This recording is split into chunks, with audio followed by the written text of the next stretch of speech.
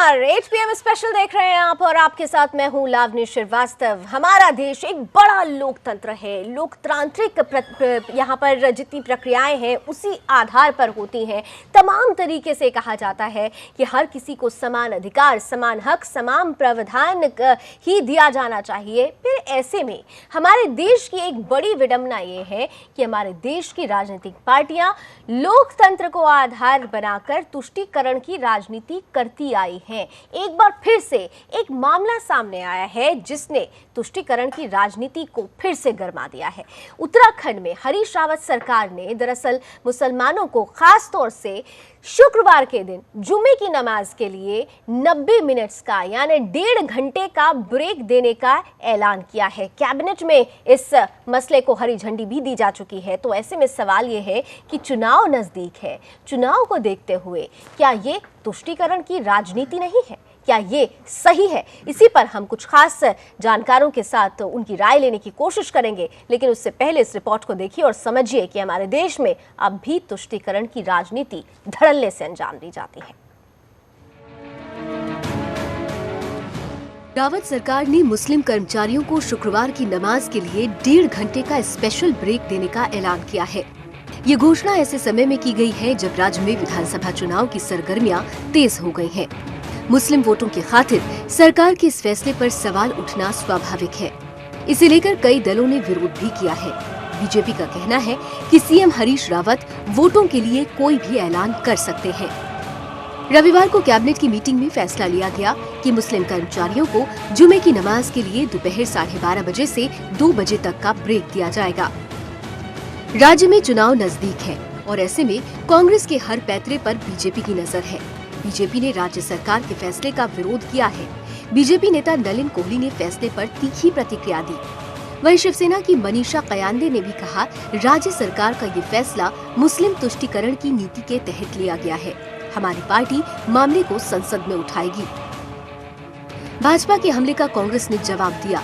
उत्तराखंड के कांग्रेस चीफ किशोर उपाध्याय ने कहा, अगर ये चुनावी स्टंट है तो ये भी देखिए कि 1400 करोड़ रुपए 800 टन सोना खाकर राम मंदिर बन गया। इस मुद्दे पर सीएम हरीश रावत ने सफाई दी है। उन्होंने कहा कि हम सभी धरोहर के लोगों का ध्यान रखेंगे और सबके धार्मिक जरूरतों के हिसाब से अवकाश मिलेगा। रावत कुछ भी कहे, लेकिन मुस्लिमों को जुमे की नमाज के लिए स्पेशल ब्रेक देकर एक नई चर्चा तो जरूर छिड़ती है। Bureau report, Sudarshan news.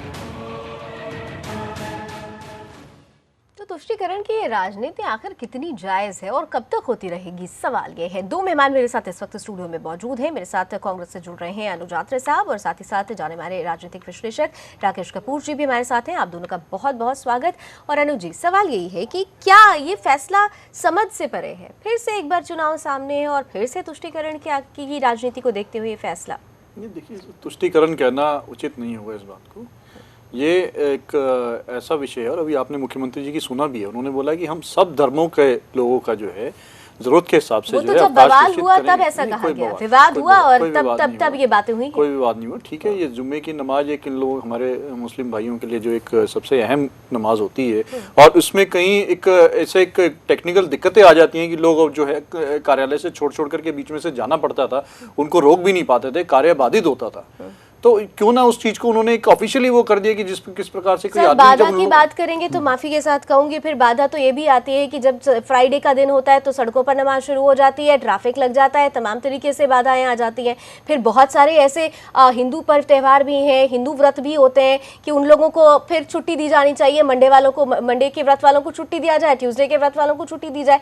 खास वर्ग को छुट्टी देने का, ब्रेक देने का ये औचित्य समझ में नहीं आ रहा, गले के नीचे नहीं उतर रही है बात। देखिए, ऐसा नहीं है कि कोई एक खास वर्ग के लिए।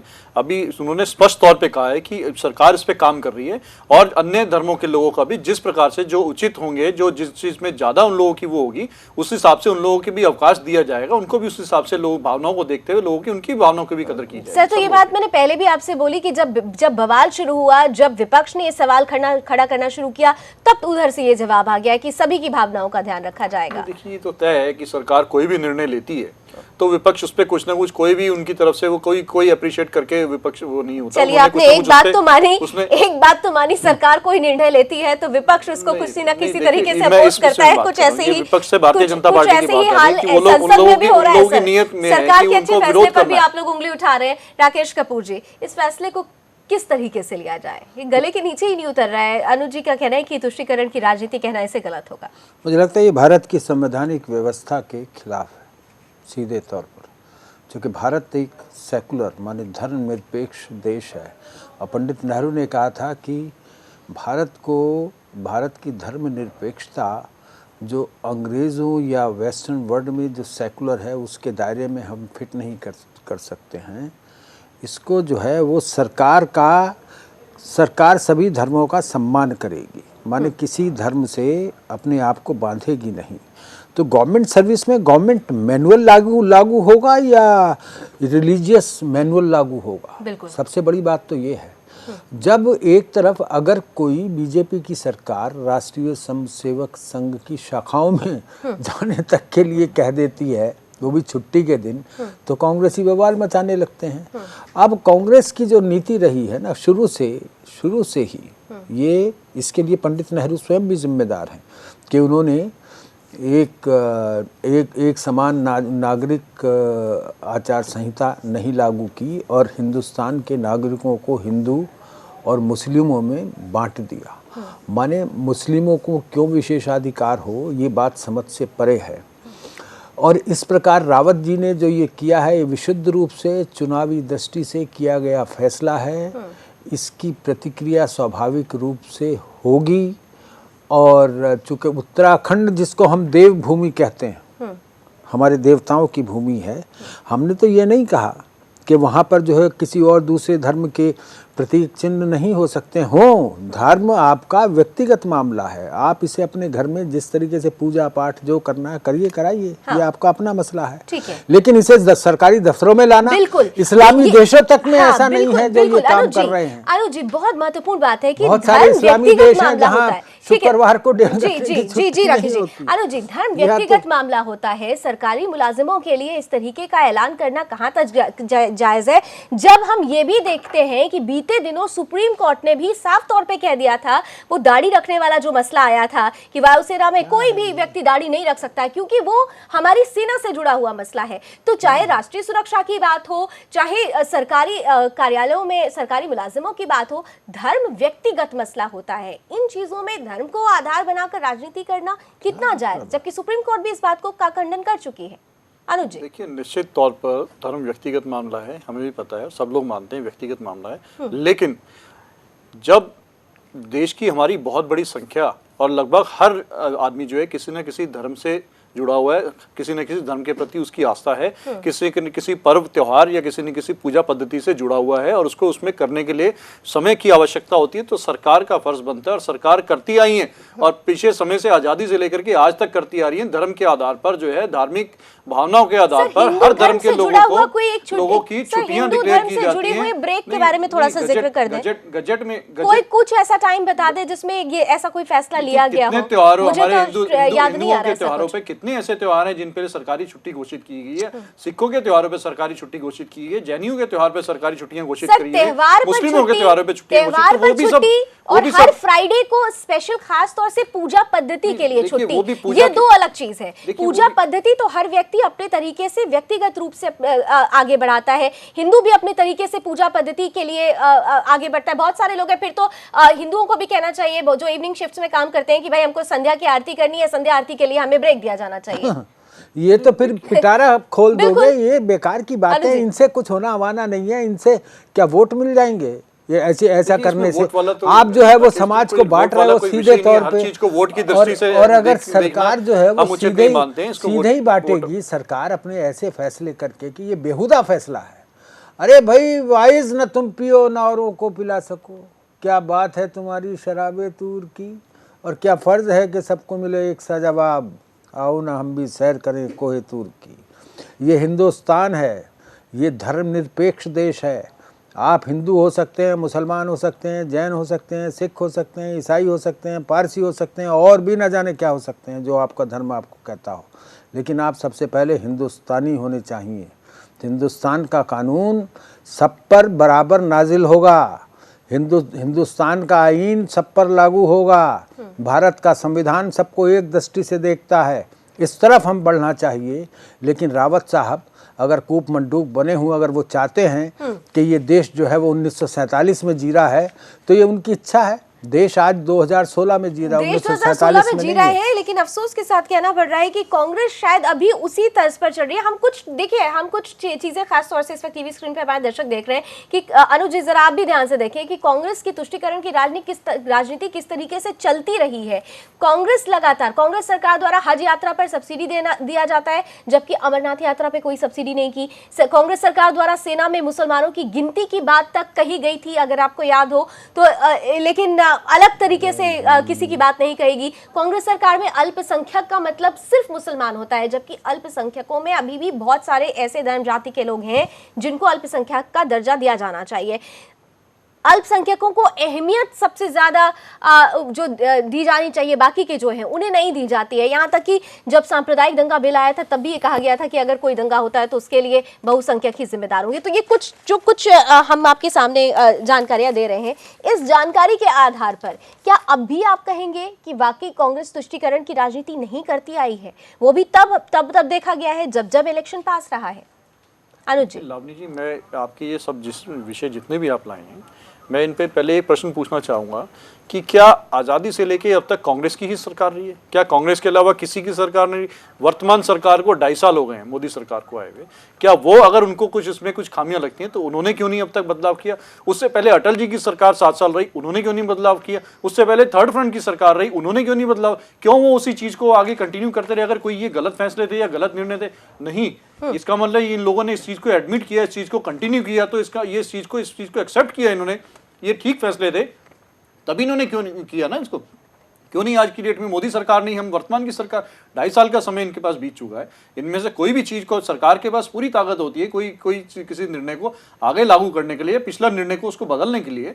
अगर उनको कोई चीज़ लग रहा था इसमें कोई चीज़ ऐसी अल्पसंख्यक शब्द में कोई और चीज़ को हमें किसी और वर्ग को जोड़ना है, हमने कभी भी अल्पसंख्यक, किसने बोल दिया कि अल्पसंख्यक का मतलब केवल मुसलमान होता है? अल्पसंख्यक में हमारी सरकार ने, कांग्रेस की सरकार जब कांग्रेस की सरकार ने अल्पसंख्यकों में दायरा बढ़ाया इसमें। मेहमान और भी मेरे साथ जुड़ चुके हैं। मेरे साथ इस वक्त उत्तराखंड से ही 2 खास मेहमान जुड़ रहे हैं।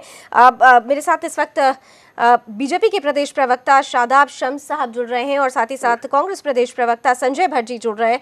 आप दोनों का ही बहुत बहुत स्वागत है। मैं सबसे पहले संजय भट्ट जी के पास जाना चाहूंगी, कांग्रेस प्रदेश प्रवक्ता हैं। संजय जी, उत्तराखंड में भी चुनाव होने वाला है और चुनाव के पहले इस तरीके का ऐलान कहां तक जायज है? ये गले के नीचे नहीं उतर रहा है?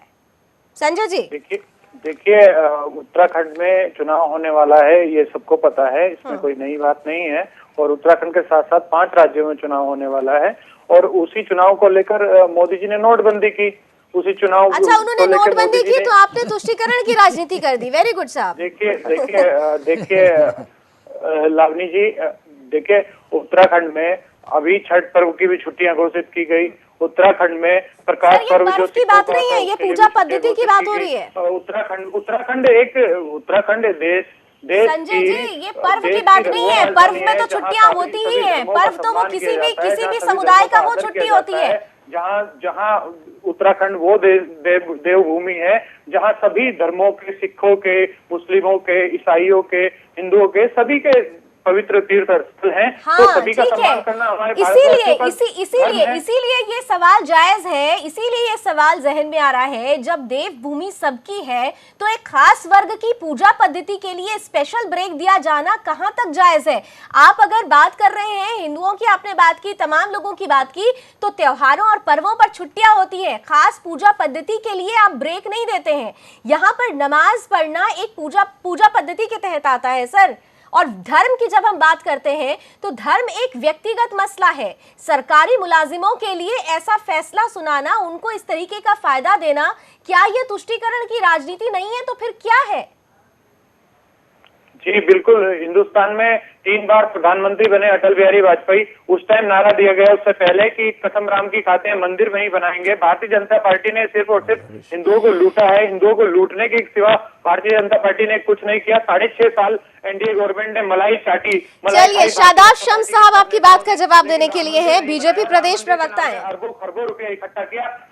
ठीक है संजय जी, ठीक है संजय जी, आपके ही सहयोगी हैं शादाब शम्स, बीजेपी से हमारे साथ हैं, सियापति रामचंद्र जी के नाम पर। ठीक है शादाब जी, आप सुन रहे हैं कि सीधे तौर पर ये सवाल खड़ा कर रहे हैं विपक्ष पर ही, आप क्या कहना चाहेंगे?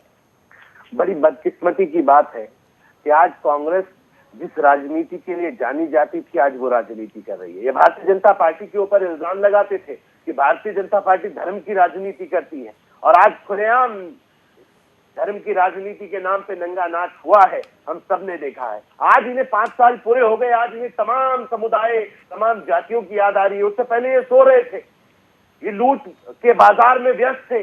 इनके शराब माफिया, खनन माफिया, लीसा माफिया, लकड़ी माफिया, सब लोग लगे हुए थे। अब जब चुनाव आया तो इन्होंने कहा चलो ये मुसलमान है, इसका तुष्टीकरण की राजनीति कर लो, ये तो वोट बैंक हमारा है, इस थोड़ा सा ड्रामा और कर लेते, इसे वोट बैंक बना लेते। एक गंदी राजनीति करते हैं ये लोग। शादाब साहब, मैं आपसे एक बात समझना चाहूंगी, क्योंकि सीधे तौर पर ये देखा जाता रहा है कि ये जो तुष्टीकरण की राजनीति होती है इसलिए हो जाती है क्योंकि कई मुसलमान खुद अपने आप को एज अ टूल प्रेजेंट कर देते हैं।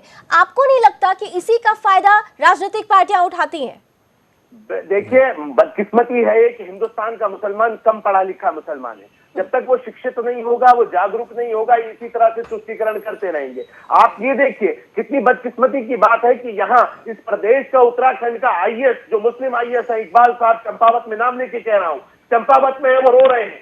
वो जो हमारे आईपीएस है मुख्तार मोहसिन, वो रो रहे हैं कि हमारे साथ बड़ा नाजायज कर रहा है। ये व्यक्ति जिनका नाम कांग्रेस के जो यहाँ पालनहार है, माननीय हरदा, वो हरदा ने जिस तरह की गंदी राजनीति इस प्रदेश में की है कांग्रेस ने, इन्होंने ठाकुर ब्राह्मण के नाम पे राजनीति की, इन्होंने पहाड़ और प्लेन के नाम पे राजनीति की, इन्होंने गढ़वाल और कुमाऊं के नाम पे राजनीति की, और हालांकि बात ये हो गई, बांटते बांटते ये इतना नीचे गिर गए कि ये नहीं पता ना ये हिंदुओं के हो सके ना मुसलमानों के। बदकिस्मती इस बात की है। ठीक है, मेरे साथ राकेश जी, वरिष्ठ पत्रकार हैं, यहाँ पर राजनीतिक विश्लेषक है। राकेश जी, आपने दोनों की ही बात सुनी, दोनों ही एक तथ्य कह रहे हैं कि दोनों की बीजेपी हो तो कह रही कांग्रेस ने राजनीति कर दी, कांग्रेस कह रही है कि बीजेपी ने राजनीति कर दी, वो राम मंदिर की बात करते हैं, वो तुष्टीकरण की बात करते हैं। इन सबके बीच में उत्तराखंड की राजनीति किसी से छुपी हुई नहीं रही है। हरीश रावत ने किस तरीके से अपनी कुर्सी बचाई थी ये भी हमने देखा था। जी बिल्कुल ठीक है लावणी। हाँ। लेकिन आज ये प्रश्न है ना कि ये फैसला जो किया है उन्होंने, हाँ। देखिए मुसलमानों ने अपने आप को कभी पेश नहीं किया। सवाल यह है कि मुसलमानों को आपने वैसा बना दिया, मुसलमानों को आपने जो भारत की जो मुख्य धारा है उससे अलग रखने की कोशिश की, उनके लिए कहा कि ये तो बाकी हिंदुस्तानी है, तुम मुसलमान हो, माने उनके लिए पृथक नागरिक आचार संहिता, उन्हें सिर्फ धर्म और मजहब के मामलों में उलझाए रखा गया, उन्हें आगे बढ़ने के मौका ही नहीं मिला। तो इसीलिए प्रधानमंत्री डॉक्टर मनमोहन सिंह अगर जब थे, सार्वजनिक रूप से ये कह दें कि सबसे पहला हक जो है भारत के स्रोतों पे वो मुसलमानों का है।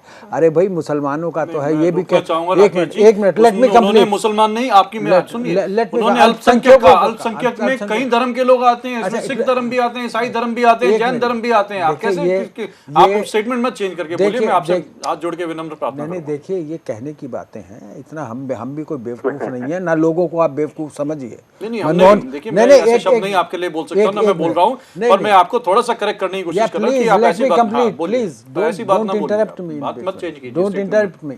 दो लोग भी समझते हैं अल्पसंख्यकों का, उनका आशय किससे था, और खुद एक अल्पसंख्यक समाज से, समुदाय से हैं, वो खुद एक अल्पसंख्यक समुदाय से रहे हैं। Oh my God. और उसमें क्या दिक्कत हो गई है? Oh my God, you are not revealing anything उन्होंने new, यार, I know all these things, please let me complete। जो अल्पसंख्यकों का आशय जो है यहाँ पर, जब कांग्रेस का कोई नेता बोलता है तो साफ होता है कि वो मुसलमानों से है उसका, लेकिन इसमें दोष जो है मुसलमानों का नहीं है। मुसलमान तो इस देश के राष्ट्रभक्त कौम भी है, राष्ट्रभक्त लोग भी है। यहाँ पर ब्रिगेडियर उस्मान से लेकर के हवलदार अब्दुल हमीद भी हुए हैं। ऐसा नहीं है जो हिंदुस्तान में रहने वाले मुसलमान हैं। एपीजे अब्दुल कलाम को हम कैसे भूल सकते हैं? ऑब्वियसली बहुत सारे नाम बहुत हैं, सारे एक नहीं है, बहुत नाम। मौलाना अब्दुल कलाम आज़ाद से लेकर के बहुत सारे लोग नाम हैं। उन लोगों को, नामों को कैसे भूला जा सकता है। उनके राजनीतिक विचारों पर विवाद हो सकता है, कुछ भी हो सकता है, लेकिन मुसलमानों को ये पूरे तरीके से बाकायदा उन्हें पिछड़ा बनाया रखा गया, उन्हें मुख्य धारा में शामिल होने ही नहीं दिया गया और उनको सिर्फ मजहब में ही समेट करके रखा गया। और उनका वोट बैंक की राजनीति शुरू कहाँ से होती है? वोट बैंक की राजनीति तो वहीं से शुरू होती है। संजय जी इसका जवाब दें, वहीं क्योंकि से शुरू कांग्रेस होती के है ना प्रदेश वोट बैंक। प्रवक्ता हैं, हम जो बोलते हैं वोट संजय बैंक। जी आप कांग्रेस के प्रदेश प्रवक्ता हैं, राकेश कपूर जी वरिष्ठ पत्रकार हैं, उनका सीधे तौर पर कहना है कि वोट बैंक की जो राजनीति होती है दरअसल वो होती ही मुस्लिम वर्ग से वहीं है। से शुरू होती उनको उस सोच में पूरी तरीके से ढाल दिया गया और इसके लिए कहीं ना कहीं से बीते 70 सालों से जो कांग्रेस की गवर्नमेंट रही है वो जिम्मेदार है। संजय जी देखिए बिल्कुल लावनी जी, आपने बहुत अच्छा प्रश्न किया है। आप कह रहे हैं पिछले 70 सालों से भारत में कांग्रेस की सरकार रही है। 69 साल अभी देश को आजाद हुए आपको न जाने कहां से 70 साल मिल गए। 69 साल में भी 3 बार मुख्यमंत्री प्रधानमंत्री बने अटल बिहारी वाजपेयी, एक बार 89 से 91 तक भारतीय जनता पार्टी के समर्थन की सरकार रही, एक बार 77 में जनता पार्टी की सरकार रही और अभी 2.5 साल से मोदी जी की सरकार है। ये मैक्सिमम टेन्योर में तो आप लोग रहे हैं ना, मैक्सिमम टेन्योर आप करा है, इतना तो मानते हैं। 70 साल से कांग्रेस की सरकार, 70 साल तो अभी आजाद हुए अरे मैक्सिमम टेन्योर में आप कैलकुलेशन में जा रहे हैं तो सर मैक्सिमम टेन्योर में तो आप रहे हैं, ज्यादातर कार्यकाल तो आपका रहा है, ज्यादातर तो कांग्रेस रही है। कांग्रेस ने जितनी तुष्टीकरण किया है, क्या ये सही नहीं है कि आपने, क्या ये सही नहीं है कि सांप्रदायिक दंगा बिल पर किस तरीके से जो बिल लाने की बात हो रही थी, सवाल अगर नहीं उठाया गया होता तो आज क्या हालत होती? 69 साल अभी हुए हैं मात्र भारत को आजाद हुए। संजय जी संजय जी कैलकुलेशन में तो आप चले गए, लेकिन आपने मेरी बात का जवाब नहीं दिया कि ज्यादातर कार्यकाल में तो आप रहे हैं। कांग्रेस ने सबसे ज्यादा तुष्टीकरण की राजनीति की है। कांग्रेस ने नहीं, तुष्टीकरण की राजनीति की भारतीय जनता पार्टी ने। भारतीय जनता पार्टी एक ऐसी पार्टी है, भारतीय जनता पार्टी ने जब से भारतीय जनता पार्टी बनी है तब से, लेकिन अभी तक हिंदुओं को के नाम पे, हिंदुओं को मजहब के नाम पे अलग करना चाहा और देश के अंदर ही इन्होंने इस प्रकार के आपका आर्गुमेंट बहुत धारदार है, तो मेरे एक सवाल का जवाब दे दीजिए। जिस तरीके से ये फैसला लिया गया है, क्या आपको लगता है कि इस फैसले के बाद मुसलमानों की तरफ का पूरा वोट आप लोगों को मिलेगा और आप जीत जाएंगे इस फैसले के बाद से? की नीति अगर कर रही है तो भारतीय जनता पार्टी कर रही है, नरेंद्र मोदी कर रहे हैं। इस फैसले के बाद क्या आप जीत जाएंगे? जनता पार्टी का रहा है, भारतीय जनता पार्टी हिंदू करती रहती है। शादाब जी संजय जी तो पूरी तरीके से सोच के आए हैं और यही कुछ हाल हम संसद में भी देखते आए हैं। शादाब जी क्या इस फैसले को लेकर क्या लग रहा है? हरीश रावत जी दोबारा आ जाएंगे सत्ता में? मत चिल्लाओ यार, भारत देश के लिए काम चिल्लाओ मत, हो गया। जाति और वंश और धर्म के लिए नहीं। ठीक है शादाब जी कुछ इस तरह से हम पे सितम कर रहे हो तुम, दुनिया समझ रही है हर कर्म कर रहे हो तुम, और ऐसा ना हो तुम्हारा भी सर ठोकरों में हो, हर ताजदार सर को कलम कर रहे हो तुम। जिस तरह से मुसलमानों के साथ इन 60-65 सालों में कांग्रेस ने ज्यादतियां की हैं और मुसलमानों की आज ये बात करते हैं, शर्म नहीं आती इन्हें बात करते हुए। मुसलमानों की ये कह रहे सरकारी नौकरियों में मुसलमान रहे कहाँ हैं? किनकी बात कर रहे हो? किन्हें छूट देने की बात कर रहे हो भाई? तुम लोगों ने मुसलमानों को कट्टर बनाया इस मुल्क में, तुमने इस मुल्क के अंदर मोमिन कॉन्फ्रेंस बनाई, तुमने इस मुल्क को बांटने की साजिशें की, सारा पूरे देश के अंदर कत्लेआम की जिम्मेदारी तुम्हारी, और तुम हम पे कह रहे हो कि भारतीय जनता पार्टी चलिए देश को बांटने की राजनीति होती आई है। वक्त कम है, हमें इस मसले को यही समाप्त करना होगा। बांटने की राजनीति नहीं, जोड़ने की राजनीति करिए। अगर आप चाहते हैं, अनुज जी कुछ कहना चाह रहे हैं, 5 सेकंड देती हूँ सर आपको। मैं थोड़ा सा इनके अपने भारतीय जनता पार्टी के मित्र हैं उनके बारे में बोलना चाहूंगा कि इन्होंने तो आरोपों की झड़ी लगा दी। कांग्रेस ही एकमात्र ऐसी पार्टी इस देश की है जिन्होंने कभी भी संप्रदाय के नाम पर और धर्म के नाम पर राजनीति नहीं की, सबको साथ लेके, सब धर्मों को साथ लेके चली है। ये आप ही की पार्टी है, भारतीय जनता पार्टी की, जिनके ऊपर तमाम दंगे कराना, हिंदू मुसलमानों को लड़ाना भिड़ाना आपका इतिहास रहा है, आपकी नेचर रही है, आपकी संस्कार रही है, आपकी सभ्यता रही है आपकी पार्टी। इसमें भारतीय जनता पार्टी और संघ के लोगों का हाथ रहा है। ठीक है, एक फैसला लिया गया है, इस फैसले का असर क्या होगा? हम भी यही है, आप भी यही है। फैसले का असर जब होगा तो हम जरूर एक बार फिर से हाजिर होंगे आप सभी मेहमान मेहमानों के साथ। बहरहाल अभी बस इतना ही। बहुत बहुत शुक्रिया आप चारों का हमारे साथ जुड़ने के लिए। अभी 8 PM स्पेशल में बस इतना ही। एक छोटे से ब्रेक के बाद भी खबरें बनी रहेगी, इसलिए आप जुड़े रहिएगा लगातार सुदर्शन न्यूज के साथ। जय हिंद।